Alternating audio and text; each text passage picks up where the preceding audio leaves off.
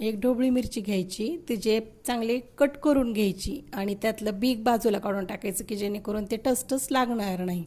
आणि त्याचे छान काप करून घ्यायचे. तव्यामध्ये इकडं हिरव्या मिरच्या घ्यायच्या 10-12, त्याच्यामध्ये ते ढोबळ्या मिरचीचे काप टाकून घ्यायचे आणि छान परतून घ्यायचं तेल टाकून. आणि छान परतल्याच्या नंतर त्याच्यावर काय करायचं, एक प्लेट झाकून ठेवायची आणि गॅस बंद करायचा. आणि ते गार झाल्याच्या नंतर त्याच्यामध्ये कोथिंबीर टाकायची, लसूण टाकायचा, त्यानंतर मीठ टाकायचं आणि शेंगदाण्याचं कूट टाकायचं आणि फुलपात्र्याच्या साह्याने चांगलं तव्यात ते रगडून घ्यायचं.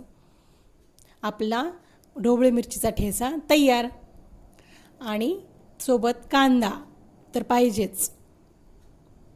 तर आपला हा ठेचा आवडला तर आपल्या चॅनलला सबस्क्राईब करा.